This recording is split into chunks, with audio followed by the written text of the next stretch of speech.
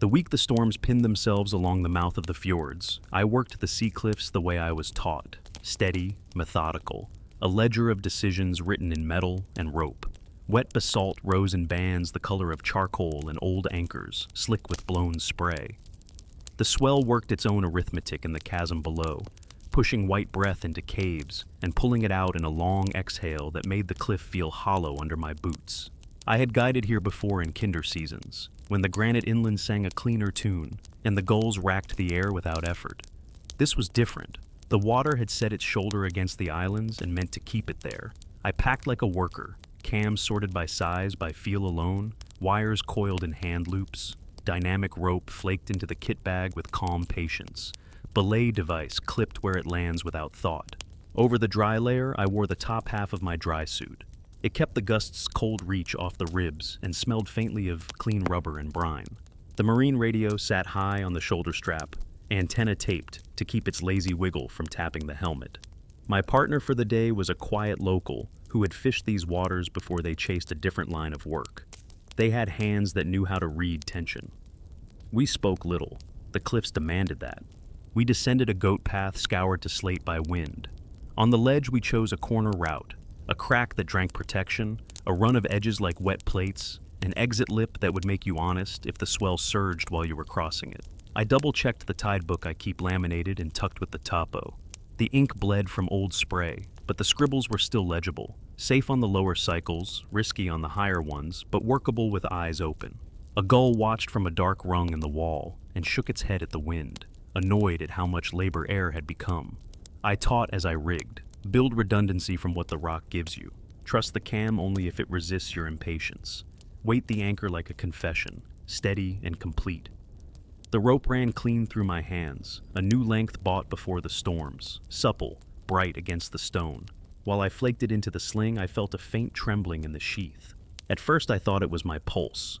Then the trembling resolved into a gentle, even hum, like the quiet note a tuning fork holds against a wooden table. I glanced at the radio, expecting a loose button. The display slept with its small, smug grin. No chatter, no beacon. The swell sighed hard enough that spray feathered across my cheeks. I ignored the hum and clipped the belay. The wind's taste was iodine, and something else I didn't have a name for. A warm, dry scent that didn't belong near a hard sea. It brought to mind paper sitting under a lamp, warm just enough to release its own breath. I shook this off and called the first move, voice carried off sideways by the gust like a leaf told to go somewhere else. My partner nodded, chalked lightly to fight the wet, and began. Right foot on a knuckled edge, left hand in the crack, test and sink. Hips quiet, trust the corner. Guiding means building a quiet around someone and letting them move inside it.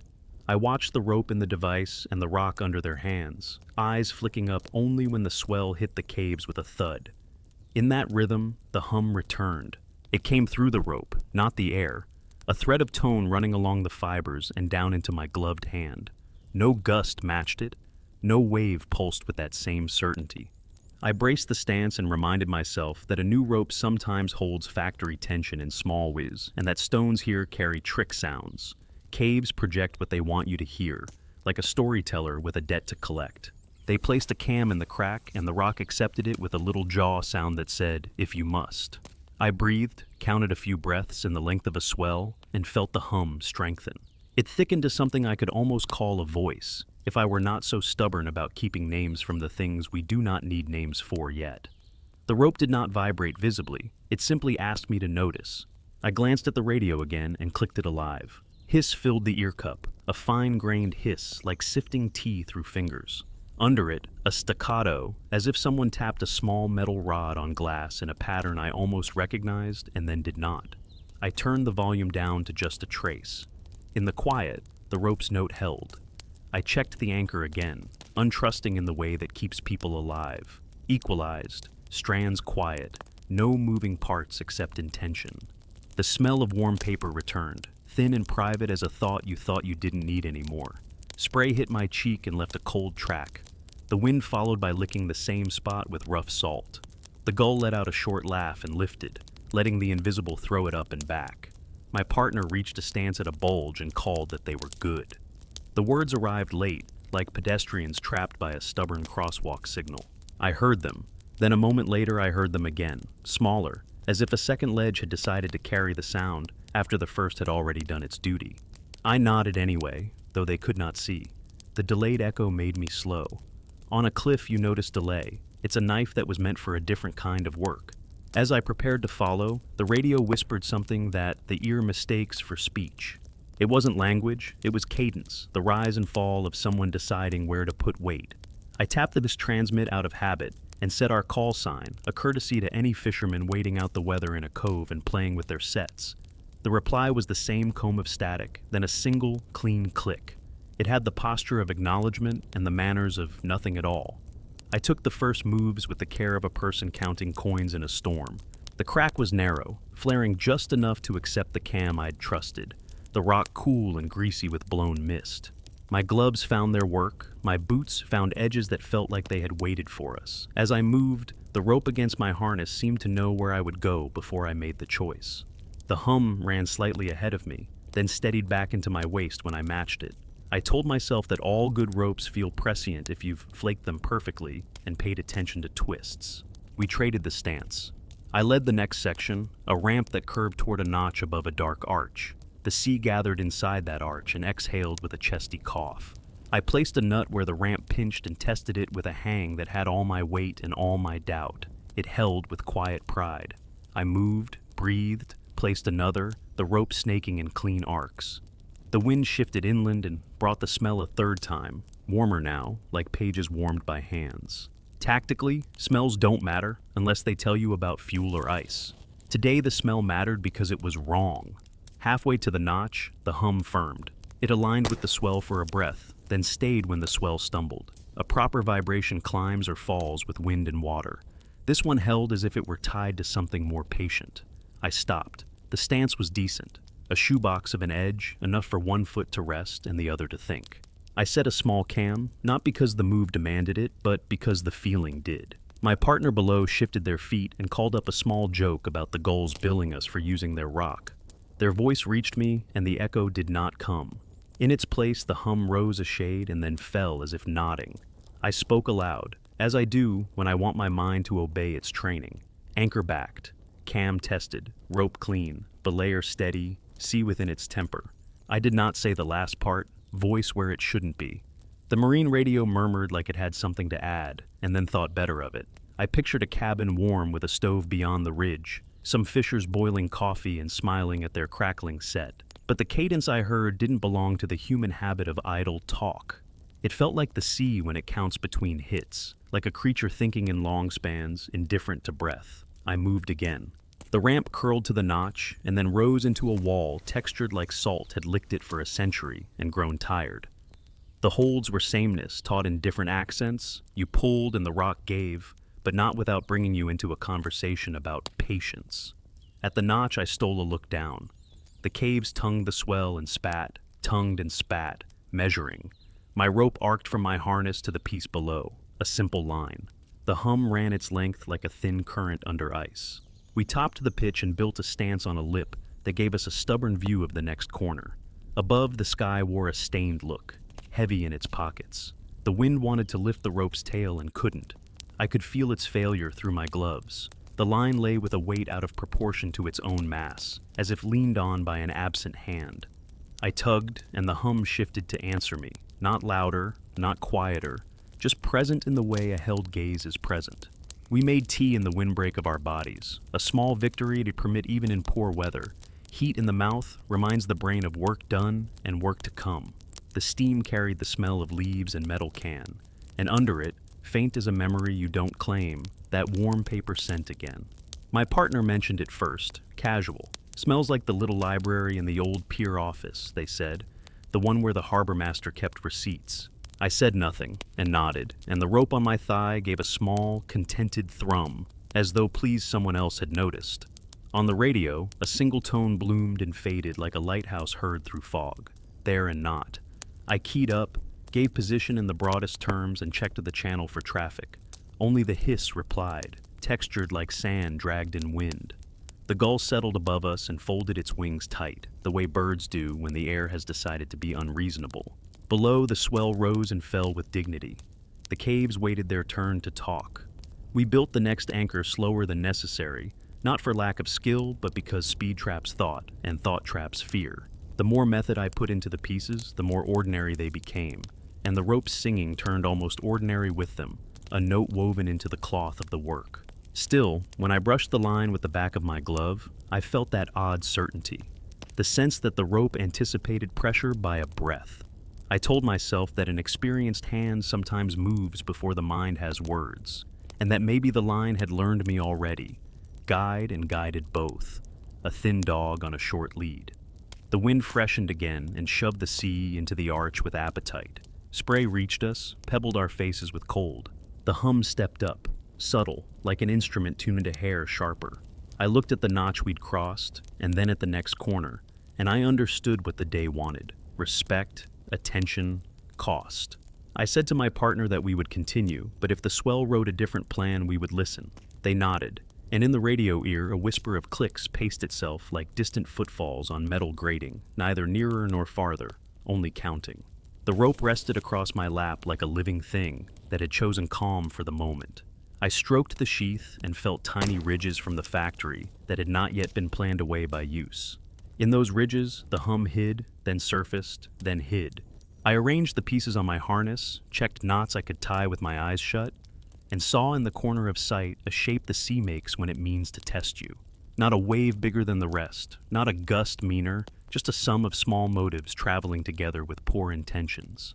I stood, and the rope sang once, brief and content, like it already knew how we would move to meet it.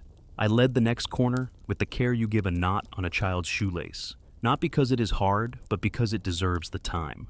The rock was darker here, the skin of it polished by spray into a soft shine that lied about friction. I set my stance low and tested a cam in a shallow mouth that tried to spit it back out. I argued gently with a few tugs until the lobes decided to hold the line of conversation. The swell worked below with a pace that had grown familiar, the caves coughing and then thinking about their cough before doing it again. I listened for the rope, and there it was, the quiet tone I had met a little while ago, riding along the sheath like a thought you cannot completely dismiss. The radio on my shoulder gave a courteous hiss and then kept its counsel. I called down to my partner to keep me honest on slack and moved into the corner, back pressed to one wall, boots smearing on the other, body angled to shape a chimney where only a narrow suggestion of one existed. Guiding asks that I make neat work, and then talk about it as if it were nothing. My voice carried the lessons I owe to people who are not here today. Keep 3 points when 2 feel faster. Read the grain of the stone rather than your hunger to be above it. Place before you doubt, so that doubt has an anchor to grab. The hum through the rope synchronized with my breathing for a half-dozen steps, then slipped ahead as if eager to see the next move. I refused to dignify that with meaning. Still, when a gust blew past the corner and tried to steal my balance, the line steadied my hips a blink before I asked it to, and the old reflex trouble stirred. When the tools anticipate you, sometimes you are the one behind. At a narrow ledge the width of 2 fingers turned side by side, I built a pause. A small nut found a constriction, as if the rock had kept it in mind. I tested it with the full weight of a man who has learned to trust metal only after argument. It held with a private pride. I glanced down and saw my partner's hood tilt toward the sea, reading the sets the way a fisher reads weather in ceiling stains. When I called a note about rope drag, my words came back late again from somewhere that should not have carried them, the echo thin and patient, paced like someone walking the old pier at night.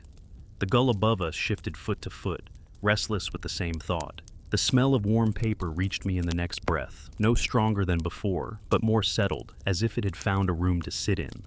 On a sea cliff, smells travel quick and leave faster, erased by salt and cold. This one stayed. I named what I could control. I was in the drysuit top for wind, my gloves still had the bite to pull, the belay device ran clean, the cams would catch a fall that was not planned. The radio rasped a syllable made of sand and bit its own tongue. I placed a second cam, then a third, not because the moves demanded it, but because cost is cheap compared to regret. Half a body length higher, the corner relented into a slab that angled out over a hollow, the kind of feature that trains voices to do tricks.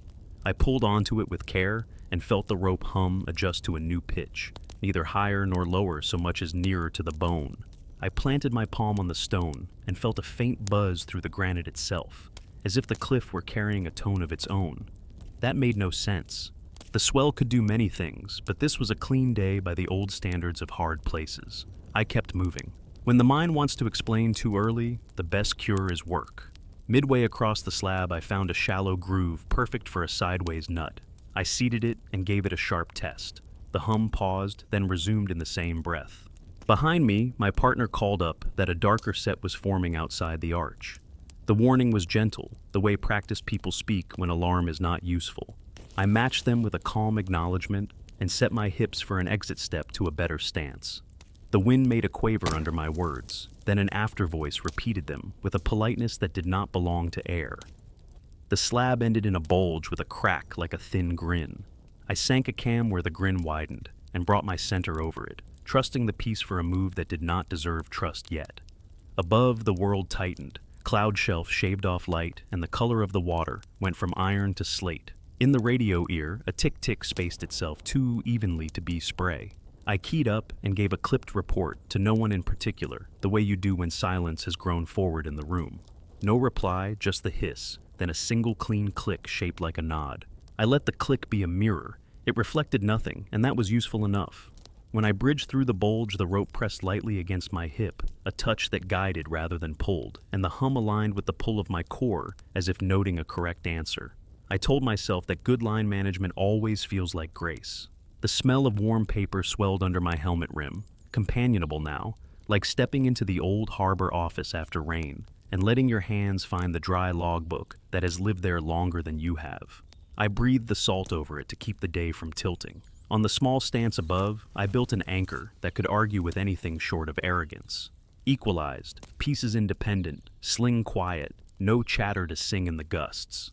I ran each knot under a glove and then under a bare finger to read the weave. A habit from winter when numbness lies about security. My partner came up steady, boots finding the same language I had taught the rock. When they clipped in, they said without looking at me that the echo below had been playing games, doubles and then none, like the caves were choosing when to answer. I nodded and poured what was left of the heat from the flask into their cup. The tea tasted metallic and fine. The rope coiled at our feet, gave a small breath of a tone, content and waiting. We studied the next pitch in silence. A corner ran to a roof that had likely stolen hats and pride in equal measure. Beyond that, a traverse to a gully where snow sometimes clung, even when the sea insisted it was a warm day. The wind had switched to a line that came off the far headland and knifed across the cliff without asking. Spray had climbed higher than its right. We had margins, but margins thin under attention. I weighed the guide's ledger, clients, weather, terrain, exit options, the promise I make every morning that no one will be returned to the sea who did not elect to go. My partner lifted the radio mic and, out of radio side courtesy, called our boat contact with a brief position in plain speech. The set answered with the dry sound of distant storms, and then a pattern of taps I did not recognize, but almost did, like something learning to knock. I chose to lead again, not because pride wanted it, but because the corner looked like it would forgive me more quickly than it would forgive a newer hand. I said as much. They accepted without play acting. We both know that in certain weather, the mountain does the hiring and the sea handles the payroll. As I locked the belay device and fed the line into my knot, the rope's hum shifted to a steadier tone, closer to the frequency a person might hum to themselves on a long walk. It was almost soothing, and that unsettled me more than any rasp could have. I announced the checklist in a low voice so the wind would carry it away before it could turn into ceremony. Anchor backed and quiet, pieces tested, belay hot and clean, line stacked without twist, hands warm enough, feet honest, mind patient. The gull above us scraped its bill on its wing, a small knife on a rough stone, and launched, letting the air have it. I moved into the corner, and the world narrowed to stone, glove, and the soft press of the rope at my waist, the hum running ahead, and then settling back like a partner who knows when to lead and when to let you. Half a body's climb brought me to the roof. The crack above it took a cam with the sweetness of a book, opening to a page you needed. I tested, breathed, and committed to the move, swinging my feet and letting the hands find a rail that had the texture of old bone. As I moved out, the rope gave a brief, distinct vibration, as if something on the other end had also taken a step. There was no other end. My partner's stance was still and competent. I froze for an instant, the way ice pauses on a river when the wind dies, then finished the sequence and brought myself into a crouch that would not show up on a list of good habits yet saved me. The hum softened again, pleased as a teacher whose pupil has finally stopped arguing. On the far side of the roof, I found a low cave's mouth, tight and dark, breathing out air that did not smell of salt. It had that same warm paper note with a trace of lamp dust. I leaned close and the radio in my shoulder crackled, a whisper thin enough to doubt, a short phrase in no language I own, matched in rhythm to the rope's tone. I backed away, not with fear, but with the steady retreat of someone who keeps a ledger and refuses to let it go red. I placed another piece, overbuilt the system, and told my partner we would take the traverse slow and clean. They agreed, and the echo that had been playing tricks decided not to repeat us this time. The sea below counted its breath, disciplined and patient. As I began the traverse, the cliff face seemed to shift by a hand's breadth, not in movement, but in memory. Features I had marked from the stance had drifted along the wall like buoys on a slack tide. I corrected, using downpull to settle the line of action, and the rope's hum thickened to match the correction. It felt like the map of the day changing while I watched, not by malice but by steady claim.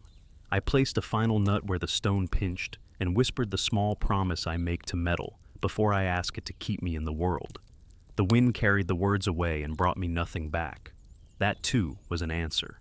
I reached the next stance with a careful sigh I did not let out through my mouth. My partner followed, precise and quiet, as the swell below miscounted a set and then corrected with grace. When they clipped in, we did not speak for a few breaths. The rope lay between us, humming as if it were pleased to have arrived where it always knew we would. I felt the day lean toward a shape that would ask for more attention than a pair of good hands could give without paying. I told the radio we were fine. The radio answered with a single click that sounded exactly like a nod from someone standing just out of sight. I named the work before it owned me, told myself this next stretch was about the anchor and the way we would retune the cliff's attention back to ours. The stance we had built was good, in the way a well-made chair is good, honest and quiet. But the wind had found a path through the corner and kept laying a soft hand on the rope, coaxing the hum into a steadier note than I liked. I pulled the master point into view and felt each strand, reading tension with glove and then with bare skin, letting the cold slice my fingertips into a wake. The equalization was true on paper, and wrong in posture. The load favored the cam in the narrow crack by a sliver, enough that a sharp gust or a misstep could tilt the argument. I shifted the sling, reweighted with my hips low and quat, and the system settled into a calmer geometry. The hum dipped, then returned like a kettle you took off the boil and set back on. My partner watched without commentary, which is the best kind of schooling. Silence respects the cost of attention. The cliff face around us had changed its color by a shade while we climbed, the wet skin drying in places the wind could not have reached, leaving patches like islands on a receding tide. I brushed one with my knuckle, warm to the touch, against the day's logic. The smell came with it, that library breath of paper slept on by light, gentler now, as if it had accepted our company. I tucked that into the ledger of anomalies and kept working. I swapped a nut for a second cam, where the crack widened, and read the rock's answer in the drawn thread of my sling, steadier, more resigned. The marine radio hissed a compromise, and then put down its tools. I keyed a brief position to the boat, out of plain-duty habit, and let go before the set could turn into a conversation with ghosts. Below, the caves timed their coughs to the long swell that dragged past the headland. My partner pointed with their chin toward the arch where the water had been training its voice all day. The sets had tightened, spacing more regular, built like the footfalls of a runner pacing a boardwalk. We had room to move, but less room to mistake. I breathed slow. Guiding on days like this means balancing the math of weather with the human weight at the other end of the line, choosing whether to continue, not because courage says so, but because retreat would spend more of the same currency. I told them we would keep the margin honest by overbuilding the next anchor and by testing the exit onto the traverse before the sea decided to do our testing for us. They nodded, and the rope gave that little assent tone I kept trying not to honor. I stepped out from the stance, cleaned the first piece from the previous lead so I could reallocate metal where it mattered, and felt the face shift under my palm, not in motion so much as in order. A flake I had marked as sharp felt blunt now, the edge sanded by hands that could not have worked this quick. I blinked, and it was the same flake as before, only my memory had slid sideways. The rope hummed as if to say it had not lost the thread. I moved with the care you use on a ladder that someone else built, slow and centered, and reached the small ledge that would serve as our next decision point. From there, the world fell away into water wearing a dull shine, and beyond that the line of islands layered the horizon like low smoke. I set a cam in a pocket that looked cut for it, and then placed a nut beside it, independent, so neither would lie about the other's mood. I equalized them with a broad sling, then tug-tested until the system answered in the chest rather than the hands. The wind tried to talk me into haste, which is how places like this collect their stories. I declined politely and checked each carabiner gate with a finger's tap. The rope's hum softened, not fainter but rounder, the way a word sounds when you say it into wool instead of bare room. I took that as a sign that friction was right where I wanted it. My partner fed a little slack, and the line moved through my device as though it had been greased with patience. I loved it for that, then distrusted my love on principle. When I called down for them to climb, the echo that had been teasing us played a new trick. My words went out, and instead of returning once or not at all, they came back in a broken pair. A first reply from the cave mouth below, a second from a direction that did not line up with any wall I could name. The second held that same measured cadence we had heard in the radio's clicking drift. It was not language, but it knew how language walked. My partner started up without ceremony, placing feet and hands where the map of stone asked, moving with the unshowy competence of someone who used to throw lines off a pier in weather that did not ask permission. Midway to me, they paused and pressed a palm flat to the rock. Heat, they said, one word sent up with no seasoning. I pressed my own hand to my section of wall and felt a warmth that could not have come from the kissed sun or from us. It felt like paper that had sat under a desk lamp, patient and peculiar. I told them to keep coming and to bring the small cam from the stance. When they reached me, I rebuilt the anchor with the extra piece, not because the load demanded it, but because something in the quiet did. We tested the new shape together, my weight first, then a shared lean, then a mock fall taken with exaggerated care. The system held and spoke back with a solid kindness in the rope rather than a note. The hum dimmed, but did not leave. We watched the arch below for a full set of breaths. The sea miscounted once and then corrected, like a clerk tired of the ledger but unwilling to foul it. The radio hatched a fine hiss that resolved into a faint tapping, 3 soft raps followed by a pause, then 2, then a long rest that might have been the sound of the world thinking. I reached up and clicked the volume down until the set was barely a suggestion in the ear, the way you tame a ticking clock when you need to sleep. The gull was gone, having found a more agreeable committee elsewhere. There was only wind, water, stone, and our small shelter of webbing and intent. I asked for their read, and they gave it straight. Traverse looks sound if we keep the line high and protect the follower from the swing, but the face has been sloping in ways that do not match the topo. I agreed. The topo I carried was a good one, drawn in clear hand by someone I trust, but climbs like this shift by the width of shoulders when storms speak to them.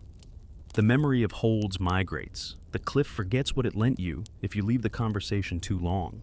I said we would rethread the plan to match what the day offered. That means shorter protection intervals on the traverse, radio on but quiet, rope thought of as a live participant rather than a leash. I did not speak the last thought. If the line kept singing, we would listen to the song. We ate a few mouthfuls of something meant to be sweet, and felt our bodies take it without joy. Heat from the flask went around a last time.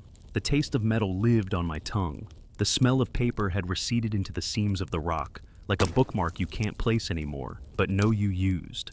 I looked at the anchor, at the redundancy that had cost us extra moments, and accepted the bargain. Time traded for clean systems buys you hours later that you would not have had otherwise. The rope shifted across my thigh with a small, satisfied sound I could feel rather than hear. I placed a hand on it. The sheath under my glove had warmed to my skin while we talked. We moved when the sea told us it would tolerate it, not welcome it, just tolerate it. I stepped out first to feel the traverse and read how the rope would arc across the lip, and whether the hum would push or damp. It settled into a background note, like a string tuned just under true, a tug towards some center I could not mark on a wall. The placements were honest and a little mean. I set them closer than I liked for speed, farther than a timid heart would want for comfort. The radio kept its breath tucked away. The echo, unpredictable all morning, gave me back a single clipped word from an angle that did not exist, and then left me alone with my own statements. That was better. The cliff had stopped telling jokes I did not ask to hear. At the far end of that section, I found a stance that felt like a sentence ending in a semicolon rather than a period. Enough to pause, not enough to rest. I cut the system and rebuilt it with an eye on wind, on common failure points, on the tiredness that can make a person miss a reversed gate or a twisted sling. I ran every contact past the kind of doubt that keeps the ledger black. The hum rode under my work and did not insist on being heard. When my partner joined me, they leaned shoulder to shoulder with me in that companionable way that is not romance, but something older, the fellowship of hands that pull together in cold places. We stared at the next corner and said nothing, understanding that we had made the anchor answer to us again, and that the day would now try to ask another question. I keyed the radio and told the world we were fine, which is one of the many small negotiations a guide makes with chance. The reply was a single neat click that sounded, impossibly, like approval offered from the doorway of a small room lit by a desk lamp. The rope settled against my hip with the gravity of a sleeping animal. The sea breathed, and the cliff held its breath to see whether we had learned anything from the tune we kept pretending not to hear. The radio spoke first with the discipline of weather, a plain hiss wrapping itself around the wind, and then with something like intent. We had just settled into the next stance, the kind that holds you like a spare chair in a hallway, when the speaker lifted from static into a human cadence. It did not carry language, it carried the architecture of speech, the rise a person uses when they are about to ask permission, and the drop they use when they have decided for you. I pressed the cup to my ear and looked at the sea as if it could own a voice. My partner raised an eyebrow under the hood, hand open for the set.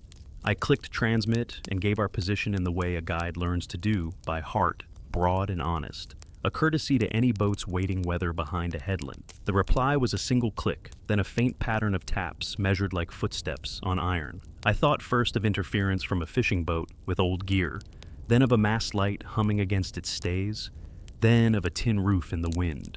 I thought of everything ordinary I could load into my pocket before I admitted what the day already knew. The rope on my lap answered with a tone I felt through the bone as much as heard. It ran the length of the line and sat there like a thread in cloth. The smell of warm paper rose from the rock again, but thinner, as if someone had moved the lamp to another desk in the same room.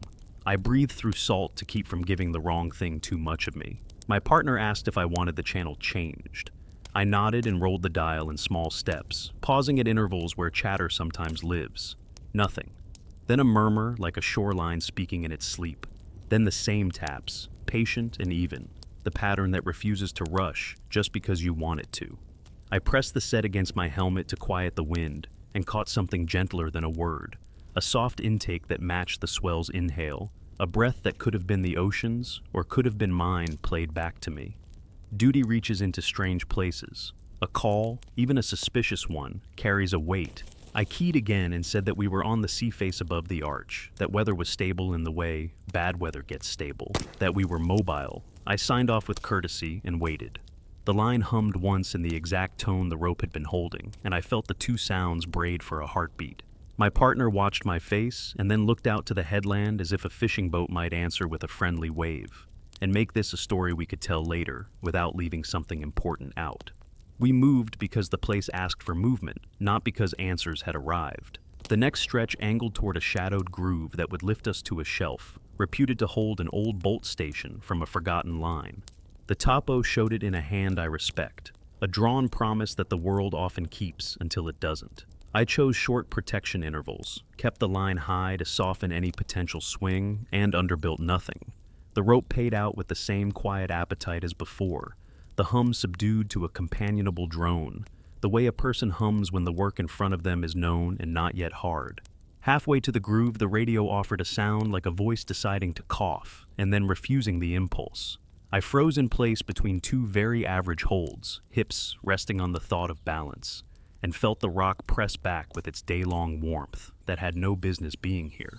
I said our call sign in a low voice, and then waited. The echo below repeated me in shrinking steps. The radio a moment later repeated me in my own cadence but quieter, as if it had lifted the sound from the air and put it back softened by cloth. I told myself this was a trick of metal and wind. The rope laid its weight across my hip, as if disagreeing politely. At the groove I found no bolt, which made more sense than finding one would have. The pit I had counted on took a small cam with grace, and a sideways nut beside it locked the patter into truth. I tested until the pieces spoke to my chest and not my hands. The radio tapped that measured run again. A few sounds, a courteous pause, a few more. A rest long enough for resolve to grow or die. I keyed and described what I heard in plain terms, left out the smell, left out the rope's opinion, asked if any vessel offshore was testing a set. The reply came not from the radio, but from above. A clipped knock from stone, as if a carabiner had kissed the wall in a belay you could not see. My partner looked up sharply as if scolded. I held their gaze and put my palm flat to the cliff to read any tremor. The stone was steady. Warm, yes, the lamp breath still faintly there, but steady. We traded a few words that belonged to work. Safe, clean, ready. I led into a thinner section where the face forgot. It owed you anything, and made you earn it anew. The rope's line through the device ran so smoothly that for a handful of moves I forgot the hum and only remembered technique. Hips close, feet quiet, hands like thoughts you have already had. At a rib of stone that forced a small mantle, the radio found language not by words but by choice of rhythm. It spoke my anchor checklist back to me in a softened imitation, breaths in the right places, a pause exactly where I always pause to scan for small mistakes. I let a laugh try to climb my throat and then let it go. You do not feed certain things. I finished the move, built a gear nest that would forgive human weakness, and called down that the traverse beyond looked clean, but that we would keep the line short and the patience long. The echo carried only the first clause and left the discipline behind, which felt like a decision. When my partner reached me, they touched the radio with 2 fingers and asked if a repeater could bounce us in circles like this. Maybe, I said, but the map of repeaters in this district is not a maze. They nodded and let the idea go. The smell of paper pushed up under the smell of iodine and then lowered itself again as if obeying a polite rule. We stared at the sea. The sets marched in better order than before, closer to the pattern that puts cursive into water. The caves worked their old arithmetic, slower, determined. The hum in the line rode steady in a way that stopped being a question and became an atmosphere. The call we were both waiting for came without preface. The radio gave 3 slow taps, a held breath, then a single tone not quite pure and not at all accidental. I answered with our call sign and a status we could stand by in any court. Moving, secure, watching weather. The radio answered with my own voice saying moving. The syllables clipped exactly the way my tongue clips when I am hiding fatigue. It did not echo. It did not smear. It arrived as if played back from a room a short walk away. I looked at the cliff as if it could be that room. The rope settled against my harness with the familiar animal gravity of a partner leaning a shoulder into you in a crowd. That was the moment the ledger changed color. Duty said that a call echoes obligation, even if the call is wrong. The sea said that timing was narrowing. The cliff said that top out would put us into weather that liked to move sideways and argue with judgment. Retreat said it wanted the same sum we had already paid plus interest. I chose a thin middle, climbed toward the shelf where we might raise a cleaner signal, and also secure a retreat if the day turned meaner. I told my partner, and they gave the thick nod of someone who has worked boats in squalls and knows plans are agreements with fickle signatories. We moved with more method than grace. I kept pieces honest and close. The rope hummed when I asked it not to, and softened when I forgot to ask. The radio breathed on my ear like a person trying not to disturb a sleeper. In a shallow corner, I pressed my helmet against the stone to rest my neck, and heard, through bone rather than air, the thin, steady note that had been living in the rope all morning. It was clearer through the skull, stripped of wind and spray. It had the character of a thing that did not need you to believe in it to keep doing what it was doing. I backed away and finished the corner, and no part of the world complained. At the shelf we found no bolt, again as ordinary as sunrise, once you have made peace with not being owed favors. The stance was wide enough to call comfortable, if you had been cold for a long time.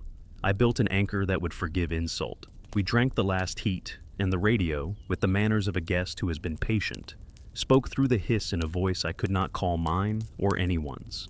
It did not carry words, but it carried address. It felt like a tension had settled on our small place in the cliff, the way snow settles on a fence rail, specific, unhurried, sure. I keyed and said we were ready to copy. The wind flattened my voice and took it down the wall like laundry torn free. A breath later, the caves produced a tidy echo, obedient and late. Then, from above and to the side where no ledge should be, came my reply, as if someone had borrowed it and brought it back, altered by a short walk. The rope agreed with a pulse that ran from my hip to my hand, and then into the anchor where it died in webbing like a story told to someone who will keep it. My partner looked at me, not for instruction, but for proof that I was still the same person who had asked them to climb today. I said we would keep the channel open and go for the next corner toward the headwall, where a gully promised a clean line to the ridge. I said we would mark any further calls and answer them with duty, but not with trust. I said it like a guide who knows the cost of sounding certain. The radio gave one precise click that sounded like the approval of a lamplit room you have not entered. The smell of paper settled into the seams of the harness and stayed. The sea breathed. The cliff held what it had learned. The rope rested across my lap and hummed once, soft as a yes. The headwall rose with the tired resolve of an old argument, and I felt the ledger tilt toward what it was always going to ask. Pay to go up or pay to go back? The shelf we had earned was generous enough to make the choice look easy from a distance and narrow from where our boots actually stood. Above us, the gully carved a pale stripe through darker stone, a runoff chute that promised straightforward moves and hid the taxes in its top out. The wind had grown more directional, stitching itself from the headland across our line, a seam that tugged at loose ends. I checked the anchor again the way a person checks a lock. They already turned, finger on each carabiner gate, eyes on the sling that gathered the load to a quiet center, small tug with the hips to hear the answer in my spine. The rope lay across my lap with the fond weight of a pet that does not sleep but chooses stillness. When I brushed the sheath with a knuckle, the hum found my bone and perched there like a bird waiting for its cue. I spoke the plan soft, so the wind would not pin it to the wall and rip it to pieces later. We would move into the gully, while the sets below kept their calm arithmetic, play short and honest, keep the line a touch tighter on the follower than comfort recommends, and trust the topo not for shapes, but for intention. If the headwall argued near the lip, we would revert to retreat as a tactic rather than a failure. My partner nodded, their mouth a straight line I recognized from docks and storm paperwork. They reached for the radio and asked whether we wanted the channel left open. Leave it, I said. Courtesy to anyone actually out here, and to anything else that thinks courtesy a language it can understand. The first body length in the gully felt like forgiveness. The walls pulled in enough to shelter the rope from the worst of the cross gusts, and the rock here had a gentler skin, not polished by spray so much as brushed by old runoff. I set a small cam in a pocket and a nut in a pinch and equalized them with a sling as wide as a belt, then moved in steps that had the same rhythm as a person going upstairs in a house that has decided to be kind. The radio gave a low murmur, a breath matched to the swell's inhale. The echo below did not bother with my voice at all. It sent up a ghost of the sea instead, a faint hiss that could have been wave or static or something that enjoys the way both feel against the tongue. Midway, the gully introduced small chores that felt like it knew what would slow us without punishing us. A chalkstone that asked for a sideways shuffle and rewarded tension in the thighs. A patch of rock that held heat in a way that made no sense and gave off that paper breath again, so faint it could have been memory. The smell made the back of my tongue think of glue and ink and a desk lamp that hums when the room is emptied. I acknowledged it the way you nod to a neighbor you do not know well enough to greet, and kept building the ladder of protection that would catch the day if it slipped its footing. The rope moved through the device like a story being told by someone who knows where breath belongs. Each time I paused to place a piece, the hum held steady, then tipped a hair as I committed weight, an anticipatory lean that saved emotion, the trouble of putting itself on my face. At a narrowing near a small roof, I felt the tone strengthen and then collapse to almost nothing, the way a bowstring goes slack when someone lifts a finger to quiet it. The radio in the same heartbeat gave a single, dry click shaped like a held syllable. I waited, hand on the crack, boots smeared on a footless section that has to be trusted because you cannot convince it. The wind combed the gully and failed to make a proper song. It settled for a rasp. I placed a cam under the roof that felt preordained, each lobe kissing grain, and breathed like I had been holding breath for hours. Above the roof, the gully splayed into a shallow bowl of dirt and stone, frozen by habit rather than season. The top-out lip showed itself without generosity, a rounded rim you would have to commit to, with little to argue with if your case faltered halfway. The topo had marked an old anchor tree that storms had most likely taught humility, and the lip where that tree might have rooted held only a scar and a scatter of discolored grit. My partner below called up that the sets outside the arch were tightening, and the caves had shortened their patience. Their voice arrived clean. No echo followed. The absence carried its own weight. I weighed options as if my hands were scales. Retreat would spend what we had earned and add risk at each down climb where memory had already drifted. The gully had been friendly in ascent and mean to reverse. Weather above would be moving sideways in that way I distrust. A top out would load us into wind that likes to roll a person along the ridge like dice. The rope lay soft against my hip and held its note at a register that did not argue, but insisted. Duty, the kind that comes with a license and a promise, said we should put ourselves where a call can be answered with more than words. The earlier mimicry on the radio had not been a distress call, but it had been a call. I acknowledged that I was letting something not fully named sit on the scales. Then I added a piece near the lip to make the ledger cleaner, logic in metal, to offset what could not be justified on paper. I told my partner what I was choosing and why. They listened for the exact amount of time it takes to decide whether you trust the person holding your day, then said to mine the small hollow just below the rim. They had seen dirt shift at the gully's edge. Not much, just a sigh. I looked and found it, a spot where runoff had undercut the lip and left a thin veneer of gravel pretending to be earth. The rope hummed right then, in a tone that matched caution and not quite fear. I moved my feet a hand's width to better stone, lowered my hips, and committed. The top out took the kind of quiet strength that refuses applause. Palms on damp grain, boots past the point where the gully's walls can shelter you, nose in the wind that had gathered itself into a sheet. My hands found purchase in small, surprising places. A notch carved by a forgotten ice trickle, a root stub fossilized into the cliff's skin. My chest came level with the rim, and the world beyond it sprawled in a way that should have felt generous, and instead felt like debt being presented in full. A flat of heath and stone ran toward the ridge where weather crawled like low beasts. The wind arriving over that flat threw itself at me with intent. The rope lifted in response and the hum surged as if it had been waiting for this exact geometry. From the radio, not delayed this time, came my voice saying, "Hold," not command so much as plea. The syllable was mine and not mine, shaped by the fatigue in my throat and the patience I pretend. I eased down a breath span to keep my center where it belongs and waited for the world to choose whether it would knock. The lips' veneer shifted like sugar on a pastry, a small collapse that made a sound too neat for what it could have done. Gravel poured into the gully like a quiet blessing that came late, and in the wrong language. My piece below the rim took a little shock and gave none back, which is all you ever ask of metal. I pinned down my urge to power through and instead stitched myself over the rim one deliberate motion at a time, showing the wind nothing dramatic to grab. Once belly and hips had cleared, I drilled my elbows and knees into the heath as if the plant owed me a favor. It did not, but it tolerated me.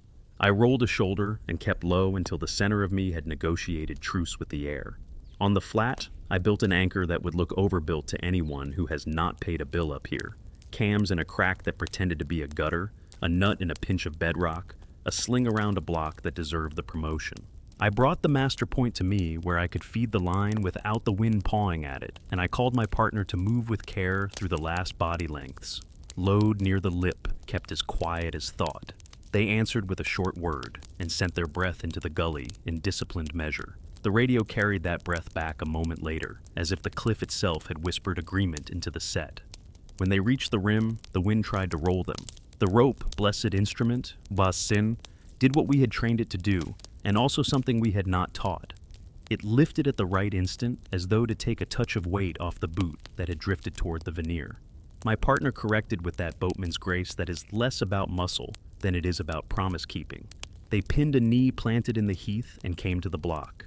We clipped them in and lay flat beside the anchor, breathing like two people listening for an answer. The hum in the line softened to the level of a purr you feel through your teeth. From here, the ridge was a visible path and an implied price. The sea face gave way to a land that pretended to be simple until you tried to walk it. The radio had gone polite again, hissing with a sibilance that evoked sand dragged by wind. Then, clear enough to pretend at kindness, came a single click shaped like approval from a room with a lamp. The smell of warm paper rode a gust across our faces and settled in the harness webbing like dust that refuses to stay swept.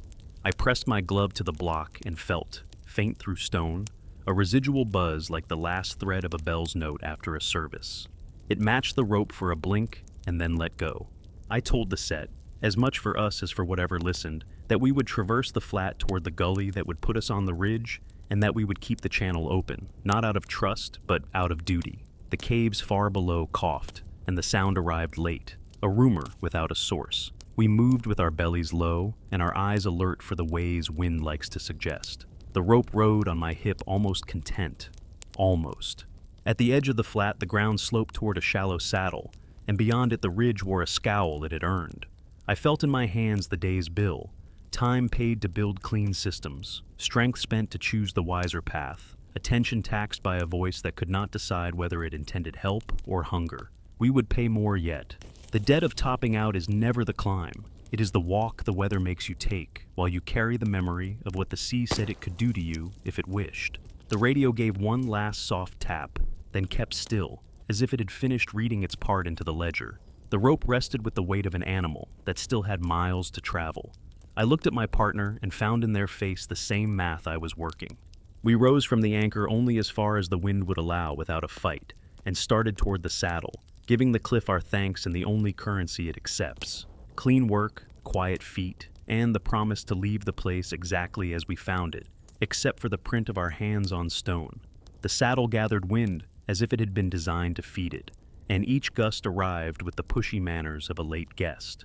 We moved bent at the waist, letting the rope do the talking between us, clipping it short on blocks that looked honest, and ignoring the ones that looked easy. The sea face had been a long conversation, conducted on the cliff's terms. Up here, the argument widened into a bureaucracy of stone and air. I kept the radio live out of duty and superstition. It whispered without words, a breath shape that matched the swells far below, even though the sound here belonged to heather and grit. The smell of warm paper rode in tiny, stubborn filaments, no longer a room, but a filing cabinet left ajar. When we paused behind a knuckle of rock to read the sky, the rope pressed against my hip and let out a low, companionable tone, pleased with the angle we'd found. The ridgeline tried to disappear under a weather that didn't yet own the place but had started filling out the forms. Cloud hung at shoulder height and made the world smaller than maps. The headland and village that had been reference points all morning were smudges now, sketches in damp charcoal. I ran a hand along the rope to feel for twists and found it clean, warm from the work, and from something else that did not belong to friction. The hum stayed steady. It had stopped announcing itself and simply existed the way a person's pulse exists when they have done hard work long enough that the body gives up complaining. We threaded toward a shallow gully that would step us to the crest proper. I looked for the old cairn that should have marked the lip and found stones where they ought to be, but their order was wrong by a small degree, as if someone with good intention had rebuilt it from a memory slightly tilted. Spatial drift in a sea gale is common, corners don't line up, paths slide beneath your eyes. But this was a different kind of mischief, the kind a ledger might record with a question mark. The rope hummed once, a nudge that felt like a scent and warning braided together. My partner caught my glance and smiled the thin smile of people who have seen better jokes and worse. We crossed the gully with the slow style that keeps you alive when heath hides holes and the earth's crust remembers it is only a habit. I kept the line draped where wind could paw at the least. The radio offered a single neat click shaped like patience. I answered with our position in broad strokes, speaking as if to a harbor office I could not see, and closed with the sort of friendly professionalism that keeps small towns glued together. The reply was my own breath played back with the soft roundness that comes through walls. I anchored that oddness to duty and let it ride. If it asked for us, we would answer. If it asked of us, we would weigh the bill. On the crest, the wind stopped negotiating. It shoved and then held, a steady hand on the chest. We crouched behind a block and watched the sea pledge its allegiance to the caves, white breath going in and out of those mouths as if the whole coast were a creature sleeping badly. The hum in the rope settled to a pitch I could carry without effort. I felt it through glove, through cloth, through bone. It no longer felt like suggestion. It felt like company. I had guided a long time and could not recall a day when a tool had sat so firmly in the realm where we keep names we refuse to say aloud. The debt of topping out presented itself the way debts do, all at once and without apology. We had the ridge to traverse to a safer descent, a weather that would worsen by degrees chosen by no one we could call, a radio that had invited itself into our ledger, and daylight that felt shorter than the sky admitted. Retreat to the sea face was no longer a conversation. The cliff had closed that door by pulling the swell up to meet it. We chose the traverse with the narrow gully descent, a line I had walked in other seasons when wind behaved like a citizen. My partner nodded. We set the rope in a short drag between us, clipped where it could catch a stumble without turning it into a larger story, and moved as if our boots had been carved for this slope. For a stretch, the world agreed to be simple. The path braided the ridge's spine, ducking the worst of the gusts by slipping behind old boulders that had lost their sharp edges to years of weather. The smell of warm paper faded to the edge of awareness and stayed there, not gone, not active, a card kept in a pocket. The radio fell quiet, except for the polite scratch that belongs to any little machine built to listen. I let that quiet deepen and felt the rope's note shift to match our speed. It became the sound a person makes when they walk home late and do not wish to wake the house. At a notch where the ridge narrowed to a shoulder, the wind came at us with a new tactic, a low push that tried to lift the feet rather than the chest. The ground wore the look of crushed hay, heather laid down in one direction by months of similar argument. We stepped across on knees half bent, hands busy, not with drama, but with the small test taps that tell you whether a tuft is soil or story. Midway, the rope's hum sharpened a fraction and then leveled, like a guitar string reaching the exact place a song needs. In the same breath, the radio offered a single tone that matched it. I almost said, "I hear you." I did not. Words have gravity. On the far side, we found a posture that would pass for rest and let the ridge's logic fill in. Far below, the caves took in breath, held, and exhaled a beat late, as though something had reminded them to be careful. The echo that had played games with our voices from the sea face sent up a thin version of our last footfalls, late and misplaced, a mimic fish schooling in wind. I put palm to stone and felt a warmth that belonged to neither sun nor us, faint now, an afterlife of heat. My partner touched the rope where it crossed their thigh and looked at me with the expression of someone noticing a clock has stopped in a room where clocks never stop. The gully we needed dropped from the ridge like a thought someone had halfway, shallow at first and then steeper where a runnel had eaten its way into old earth.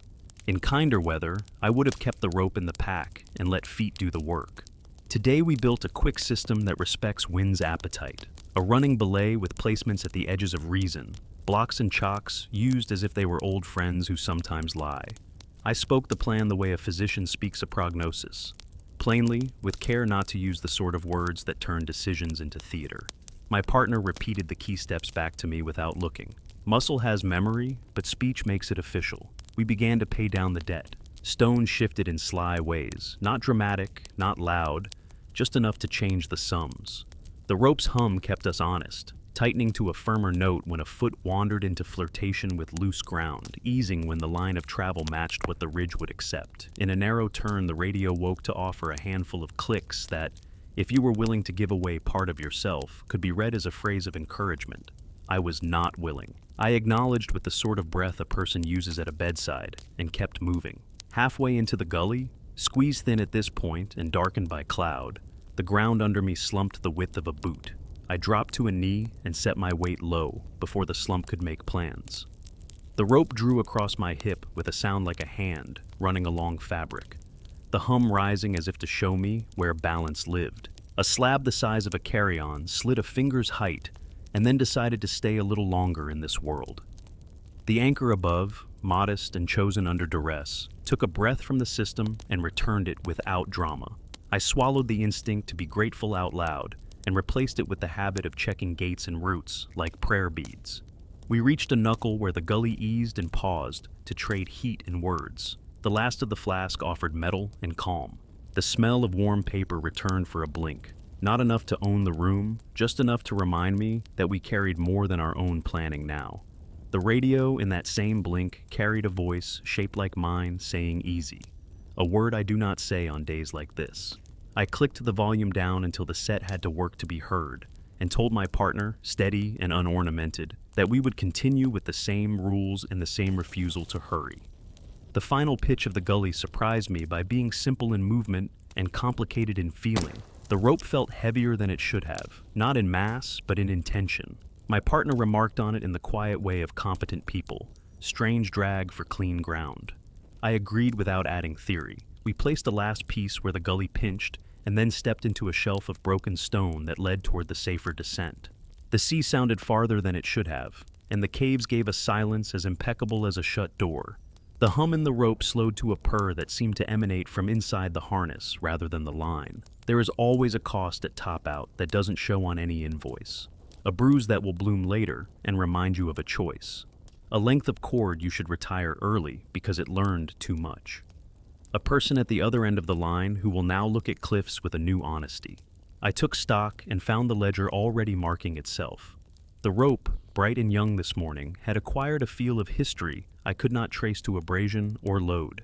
The radio, patient and mannerly, had learned our cadence too well to put away without a visit to a bench and a meter. In the back of my throat lived the taste of old paper and lamp dust, a memory of a room I had not stood in but somehow owed. We reached the mouth of the descent path where a low cairn, wrong stones, right intention, pointed toward a series of shelves I trusted.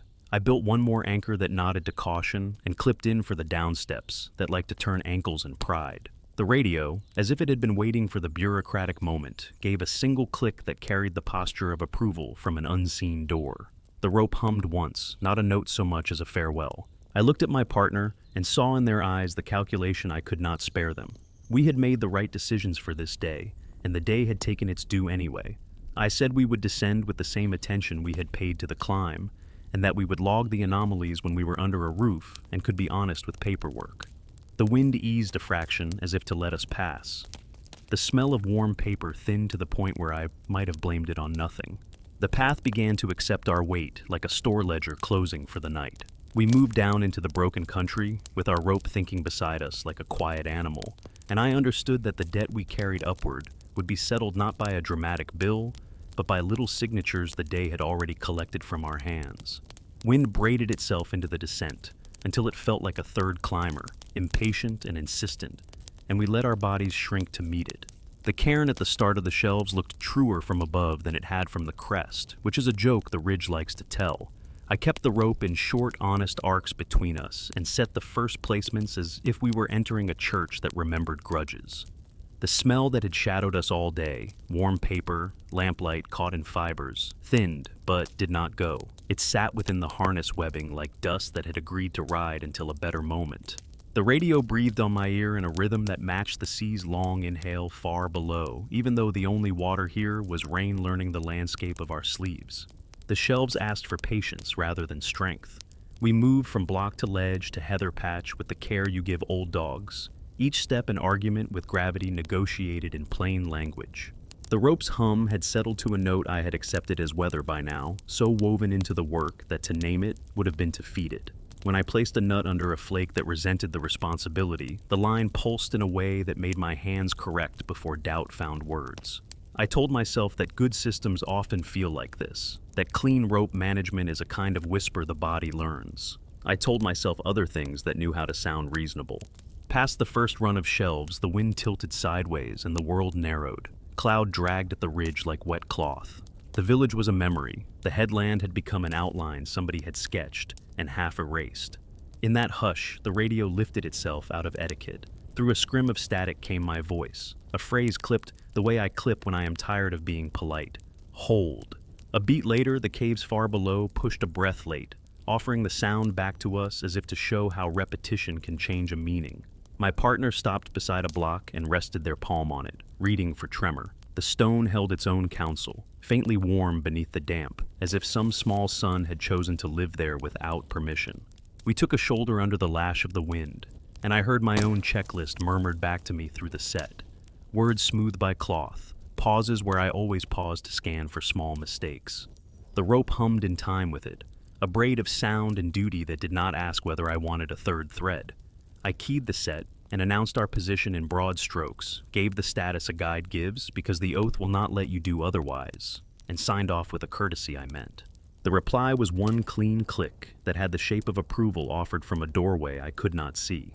The smell of paper rose and settled again, a light exhale from a room I had never stood in. We reached a corner where the shelves pinched and dropped toward a chute of heather and rock that looked reliable until you looked longer. I built a stance where a sane person would have built a stance, overbacked it for weather, and tweaked the equalization until my spine accepted the geometry. The rope lay across my lap with a weight out of proportion to its body, agreeable and decided. My partner eyed the chute and said we could run a moving system. Blocks as friends, nothing heroic. I agreed, then added a thing I have learned at sea cliffs when cliffs decide to learn you back. We would keep our path closer to the spine than the topo suggested, a small disobedience in service of credit with the wind. We started down the chute with a posture that would have made us laugh on a summer day.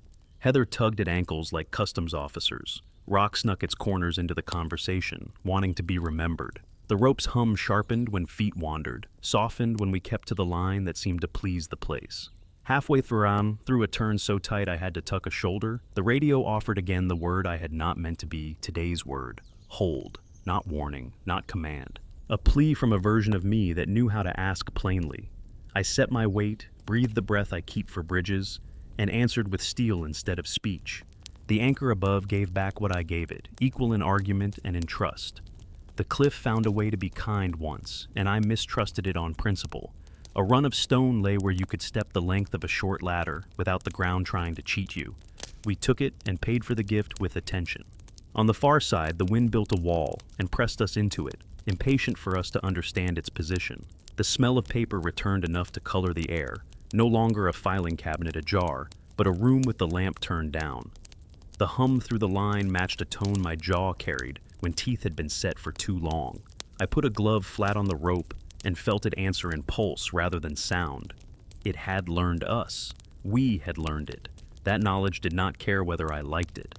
The day stepped inward. Rain arrived in fine strokes that turned rock to old soap. My partner stumbled once when Heather pretended to be Earth, and I caught the motion early because the rope told me before vision had time to travel. That fact repaid part of a debt and wrote a new one in the same ink. We moved until the shelves slackened, and a small shoulder presented a view over the sea face we had climbed. The caves breathed with a new discipline, in, out like a metronome that has accepted there is no point in being clever. We paused under a block that had seen many such pauses, and I finally said the thing I had refused to put into air. If a call is being made at us, we will put ourselves where the answer counts more than a voice. That means the low repeater spur, not the quick gully, even if it drags us closer to the cliff's mouth. My partner looked at the spur, at the weather testing it, at the sea that had decided to marry the land today, and then nodded. Their nod had the shape of someone willing to pay for a stranger if the receipt were honest. The rope hummed assent. The radio, as if surprised to be consulted so directly, offered a handful of taps and a pause long enough to weigh a choice. I took the taps as a courtesy and refused to give them more. The traverse to the spur made a lyre of every line drawn on my topo. Features had migrated by the width of a palm. Blocks had become their own cousins. I read this as I read tides. Accept the new zero and work. We protected the line in a rhythm that would have looked like fear to someone who has never owed the weather anything. The rope came alive in that way it had when weight needed to find the one useful direction. Twice it tightened a breath before my partner shifted wrong. Twice I let the silent thanks pass and kept the ledger neat. The smell of paper grew steadier, a background claim rather than a passing visitor. The radio's breath matched the swell below so precisely that I could have charted sets the way a younger version of me charted confidence. On the spur, the wind flared and then steadied, a long palm at our backs. The repeater here was nothing more than trust and angle and a habit of bouncing signal off ridges. The set in my shoulder answered with a better hiss, and then that single tidy click I had come to know. I keyed and said we were set, voice flat as ledger paper, and asked any vessel inshore to confirm they were not the author of the paging. The reply took the form of my own words, softened, and sent back at me from a direction a little right of where the cliff should have been. If I had been a different kind of person, I might have called it mockery. It sounded more like rehearsal. The cost of going on would be paid in smaller coins now, gear left behind to keep speed honest, hands numbed by wet, until a knot's truth had to be read by memories rather than feel. Judgment taxed every few breaths by things that did not belong to weather. I accepted that cost because I had already been paying it without admitting to the line item. I told my partner that we would shorten the rope to keep it from becoming a sail, that we would speak only when the mouth could defeat the wind without shouting, and that we would keep the channel open as a courtesy, even to whatever might not deserve it. They smiled in the way competent people do when work is both hard and exactly the right size. We began the last angle toward the lip above the seamouth, where sound gathers. The rope's hum aligned with the tunnels below. I could feel the note traveling in the stone more than in the air. The smell of paper filled the next breath, as if someone had opened a drawer and then closed it again before you could see what was inside. The radio cradled my cottoned voice in its static, and then returned it to me with the fatigue removed, as though it wanted to borrow me without the parts of me that make caution plausible. I kept my hands on the rock, kept my breath under the wind's palm, and let the day tell me what it would require next. At a corner no bigger than a step, the ground under my boots sank the width of a knuckle. I did not correct with heroics. I pushed down into the rope, and the rope pushed back with a patience that had nothing to do with elastic. The piece above us accepted that exchange as if it had been writing a letter to this exact moment all afternoon. My partner's glove brushed my harness in a gesture neither protective nor afraid, just a human line drawn across a column of numbers. We stood still long enough for the cliff to decide we were not trying to argue, then moved with the kind of smoothness that paperwork can live with. When the spur finally leaned into the headland's stubborn flank, I built a stance that made a small room out of fuel webbing and will. The radio gave its neat click, then a tone the rope matched in a way that made my jaw ache, and the caves offered up a late echo that could not decide whether it preferred us or the sea. The wind pressed, the paper smell settled into the wool of my collar, the rope carried a note that might have been my own voice after a long day. And I understood that whatever waited beyond the next turn would ask for payment in a coin I had not yet named.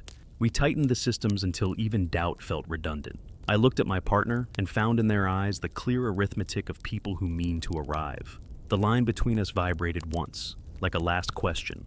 I patted the sheath and addressed it as if it were only rope, promised it clean handling and retirement if it earned it. The hum eased to a purr. The radio resting against bone grew warm as a palm.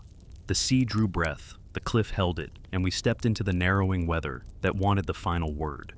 The spur funneled us into the last of the day's argument, a narrowing where wind and stone and whatever had been riding the rope agreed to stop being coy. I kept my world small, glove, cam, sling, breath held just long enough to steady the hand and no longer. The radio's cup warm on my ear in a way that felt like permission I had not given. The smell of paper lifting and settling as if the cliff were made of shelves, and someone unseen slid a book out, glanced at the page, and put it back. The sea below took in air and held it like a swimmer who means to count the length of a pool. The caves exhaled late, learning our timing or teaching us theirs. I told my partner that we would edge the last angle to the lip above the mouth, where signal sometimes climbs the wall, clean, anchor, call in plain speech, and accept what the place offered. The rope answered against my hip, with a tone at the color of patience, and I felt in my teeth the fine buzz that had threaded itself through the day. The traverse began with easy lies and then admitted its terms. Blocks that looked loyal shifted under the softest test and then, embarrassed, settled back. Heather hid pockets deep enough to eat a boot. The map I carried had the right intentions and the wrong details by a hand's width, and I updated it in my head the way a person updates a memory of a friend they have not seen in years. The rope's hum rose and fell with the quality of our choices, not louder or softer, so much as truer or poorer. When I clipped a draw into a flake that did not deserve it, the line made a small misgiving I felt through glove and harness. When I corrected and set a nut where the crack actually argued back, the misgiving eased as if the ledger had been amended. I tried not to honor it with language, and honored it anyway by listening. At the lip, we built a room out of webbing and will, a clean stance with a view into the mouth of stone that had been producing our phantom answers all day. The arch worked the swell with bored precision. White breath in, white breath out, a metronome tired of being accurate. The smell of paper climbed the wall in a thin ribbon and braided with iodine until the two were no longer opposites but a single scent I could not put away. I keyed the radio and spoke like a person whose name is tied to outcomes. Sea face above the arch, weather steady in its bad habits, moving under control, no distress to report, no known vessel responsible for traffic on this channel, ready to relay. I signed with courtesy and left air enough for a reply to choose us if it wished. It wished. The set answered with my own voice shaped into calm I did not entirely own, repeating the facts as if reading minutes from a meeting I had not attended. Then, after a breath you could measure without a watch, came a second reply that did not belong to any town I know. Not language, not animal, the architecture of address and the cadence of patience. A simple tone softened by cloth and carried by stone. The rope matched it. I felt the note travel from the master point through the belay device and into my bones with the intimacy of a hand on a shoulder. The caves exhaled late again, and the late breath blurred the voices into a single weather that might have decided to speak. Duty says you answer even when the caller's face is a page left blank. I answered. I said we could carry signal to the headland repeater or down to boats if the channel wanted it. I said we would remain for a short span and then traverse to safer ground because the ledger said so. The radio clicked once with the tidy manners of a harbor office. The rope purred in agreement, as if happier with us when we spoke as keepers rather than as guests. My partner looked at me and asked with their eyebrows whether we were rescuing someone we could not name or being recruited by an empty room. I told them in the fewest words that we were doing the job and paying the price available. The price presented itself without theater. The wind freshened and pressed the sea into the arch hard enough that spray reached us and drew a clean, cold line along the jaw under my helmet. The stance, good in dry math, needed attention in wet wind. I shifted the equalization a hand's breadth and felt the system calm under my hips, the subtle lift of a well-tuned anchor finding its center. The rope hummed lower, the way a voice drops when a room grows smaller and more serious. The radio warmed further against my skull, not painful, intimate, like a palm you cannot see. The smell of paper moved closer to the harness until the webbing itself might have been the source. We were not going to carry both curiosity and safety back to town. Something had to be left to the place that had extended its strange courtesy. I saw it in the day's arithmetic as clearly as I would see a storm line on a chart. If we tried to keep every coin, the wind would tax us on the ridge and the sea would levy interest from the side. I told my partner, plain and without ceremony, that we would leave a fixed line at the stance. Not for us on retreat, but for the next person whose luck is not bad enough to be tragic and not good enough to be easy. They nodded. Easy agreement from someone who has paid deposits like this to weather before. The rope reacted as if it understood it had been chosen for a different ending than we had promised it in the shop.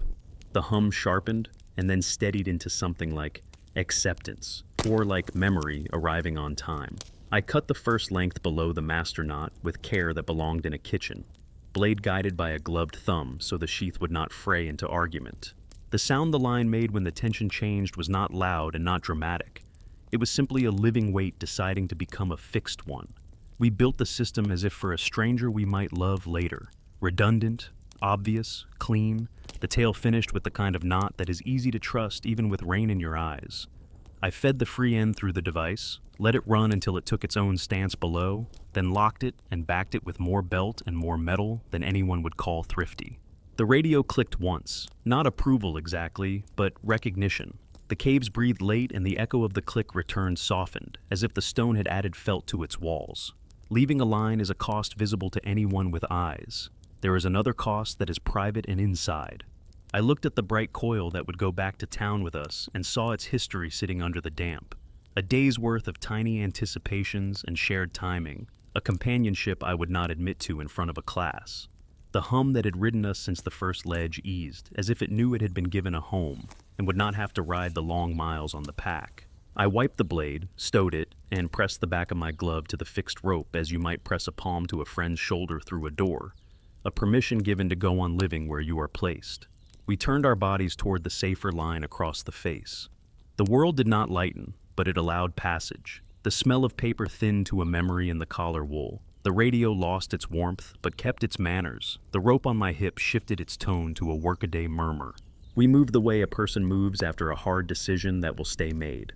More quietly, more decisively, as if language had stepped out of the way so that hands and feet could have the only say. I placed short and placed often, not out of fear, but out of gratitude for the simple math of metal, crack, weight, habit. My partner followed in the gentle shadow of that discipline, their breath in the radio, an honest metronome that did not need the caves to echo it to matter. At the last corner before the spur met friendly ground, the radio gave its final oddity of the day. Through a veil of breeze and distance, I heard our own sign-off, the one I had offered at the lip, returned without salt or fatigue as if a clerk had rewritten it in a neat hand. It arrived from nowhere I can name, and everywhere the cliff could carry it. I keyed, said safe and moving, thanked any listener in the language of harbors, and closed the channel in a way that might keep the set from thinking it had been invited to dinner. The reply was the cleanest click of the whole day. The rope made no sound at all. The caves chose not to answer. That quiet was a gift. We found the gull again near the headland where air behaves like a citizen. It watched us pass with the indifference of a bird that has learned better dramas than ours and then let the wind take it. The repeater spur gave the set a few ordinary voices discussing weather and bait and late ferries. The radio did not know us except as working people on a bad day. The smell of warm paper did not return to the ground. It stayed in the harness like dust I would have to brush out over a bin. And I did not know whether I would. The rope traveled across my back as if relieved to be becoming only rope again. At the wharf, the boatman we trust leaned on a post and did the kind of listening you do with eyes. We dropped packs, took heat into our hands, and did the simple work that ends a climb. Coils laid open, metal counted back onto a towel, salt lifted from webbing with fresh water and small care. When I hung the shortened coil that had come home with us, the rest length that still deserved a future, the line vibrated once, faint enough to blame on wind through boards. I touched it with a knuckle and felt nothing but honest nylon. Then, from the pack that held my harness, the ghost of that library smell rose one last time and sank into the room of rope, canvas, tea, and old wood. I logged the anomalies that a book can bear: delayed echoes, warm patches in stone, interference of a pattern too patient to be accident, the hum through the line that aligned with weather and then with nothing at all. I logged the decisions, the overbuilt anchor, the fixed rope left at the arch, the choice to answer a call that might have been a mirror. I retired the line by the next morning, not because a fall had damaged it, not because a knife had cut more than I meant, but because it had learned a song I could not unhear. I coiled it in a way that would keep the hum inside it if the hum chose to stay, and I hung it from a peg that knows the weight of tools that have paid their share. That night, the wind worked its old arguments around the islands, and spray hissed at the breakwater, and gulls told the stories gulls always tell when the human day is over. I sat where I could hear the mast lines talk to their poles, and the radio whisper storms in other towns, and I let my hands remember the rope as it had been before the cliff taught it what a voice feels like. When I turned off the lamp, the room kept the warmth of pages a while longer. A scent the sea does not make lingered in the wool of my collar. And from the peg where the retired coil hung, came a tone so low and polite you could mistake it for the building settling. I did not mistake it. I said goodnight to a tool and to a place, and to a ledger that had stayed in the black by selling a piece of its inventory to the weather. I slept with the marine set off, and the sea counting without me, and I knew in the clean way that guides know that we had survived and paid, and that some small part of what we carried up did not come down.